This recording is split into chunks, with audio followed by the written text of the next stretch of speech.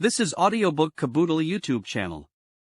Click on the subscribe button and listen unlimited audiobooks anytime, anywhere. Sex. Avoided subjects discussed in plain English. Chapter 3. Sex in Male Childhood, from 14 to 16.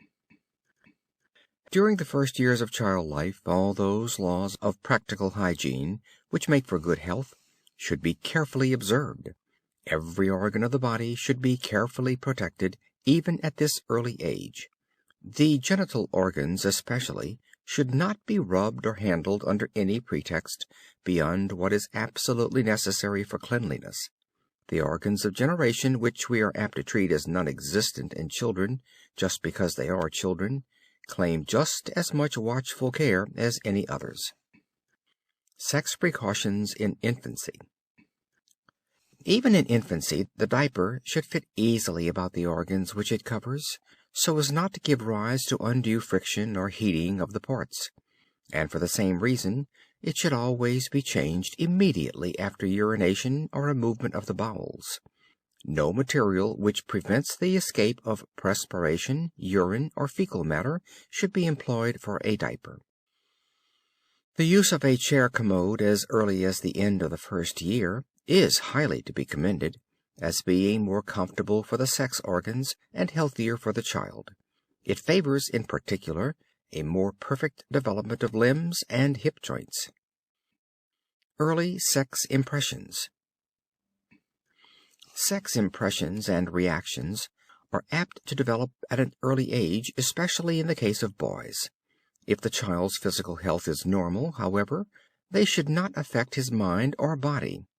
The growing boy should be encouraged to take his sex questions and sex problems to his parents, in his case preferably the father, for explanation. Thus they may be made clear to him naturally and logically. He should not be told what he soon discovers is not true, that babies are dug up with a silver spade, or make their appearances in the family thanks to the kind offices of storks or angels. Instead, by analogy with the reproductive processes of all nature, the true facts of sex may be explained to him in a soothing and normal way. Evil communications. Too often the growing boy receives his first lessons regarding sex from ignorant and vicious associates. Curiosity is one of the greatest natural factors in the child's proper development if rightly directed.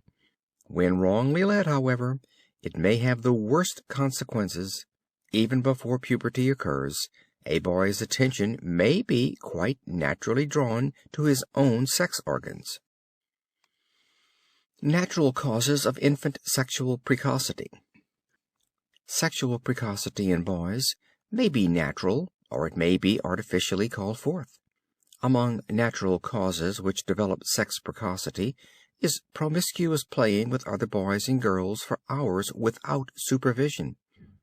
It may also be produced by playful repose on the stomach, sliding down banisters, going too long without urinating, by constipation or straining at stool, irritant cutaneous affections, and rectal worms.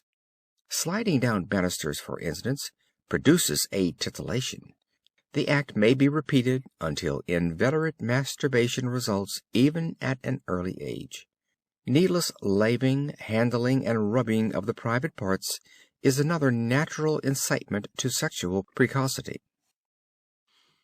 Priapism. Priapism is a disease which boys often develop. It may be either a result or a cause of sexual precocity, and may come from undue handling of the genital parts, or from a morbid state of health. It takes the form of paroxysms, more or less frequent, and of violent and often painful erection, calling for a physician's attention. If the result of a functional disorder and not arrested, it is in danger of giving rise to masturbation. This morbid condition sometimes seriously impairs the health. Masturbation. Masturbation, the habit of self-abuse, often formed before puberty, is an artificial development of sexual precocity. Most boys from the age of 9 to 14 interest themselves in sex questions and matters, but these are usually presented to them in a lewd and improper manner by improperly informed companions. Dwelling upon these thoughts, the boy is led to play with his sex organs in secret, and masturbation results. A secret vice of the most dangerous kind, masturbation or self-pollution, is often taught by older boys, and takes place, to quote an authority, in many of our colleges, boarding, public and private schools, and is also indulged in by companions beneath the home roof. If it becomes habitual, generally impaired health and often epilepsy and total moral and physical degeneration results. Stains on the nightshirt or sheet occurring before puberty are absolute evidence of the vice in boys. What fathers should do for their boys. Make sex facts clear to your boy as interesting matter-of-fact developments of general natural laws. Ungratified and improperly gratified curiosity is what leads to a young boy's overemphasizing the facts of sex as they apply to him. Make him your confidant. Teach him to think cleanly and to act cleanly, neither to ignore nor to exalt the sexual. Especially when he himself is directly disturbed sexually, either in a mental or a physical way, let him feel that he can apply to you naturally for relief and explanation. If this be done, your boy's sex development before puberty will be natural and normal, and when the more serious and difficult problems of adolescence present themselves, he will be prepared to handle them on the basis of right thinking and right living. Natural and healthy sport in the open air, and the avoidance of foul language and indecency should be stressed. The use of alcohol, coffee, and tea by children tends to weaken their sexual organs.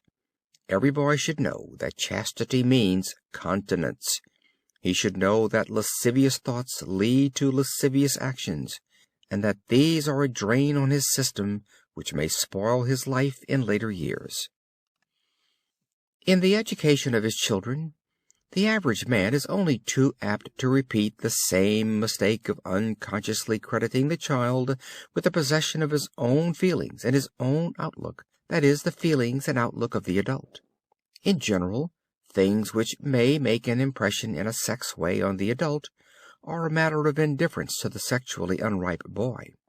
Hence it is quite possible for a father to discuss sex matters with his young son and inform him constructively, without in any undue way rousing his sex curiosity or awakening desire.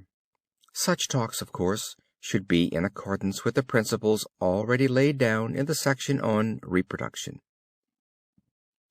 If the boy is accustomed and taught to regard sex conditions and matters in a proper and innocent manner, as something perfectly natural, improper curiosity and eroticism are far less likely to be aroused than when this is not the case.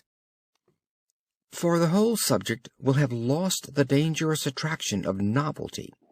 On the other hand, we find boys who have been brought up with great prudery and in complete ignorance of sex matters, save that which may come to them from impure sources, greatly excited and ashamed by the first appearance of the indications of puberty. Secrecy is the enemy of a clean, normal conception on the part of the child as to the right place of sex and the sex function in life and in the world.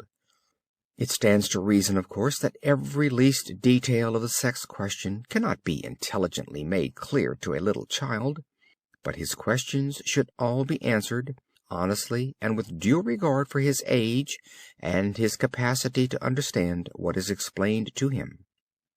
One very great advantage of an early paternal explanation of sex matters to the boy is its beneficial effect on the mind and the nerves. Many boys brood or grow melancholy when confronted with sex riddles and problems for which they are unable to find a solution, and as a result of totally erroneous ideas they may have formed with regard to sex matters. At the same time, too much attention should not be paid the discussion of sex questions between father and son. A father should, so far as possible, endeavor to develop other interests and preoccupations in his boy, and turn his mind as much as may be away from matters sexual, until the age when the youth is ripe for marriage is reached. End of chapter 3. This was Audiobook Caboodle YouTube channel presentation. We hope you enjoyed listening. For full audiobook, check out our playlist section. Links in description below.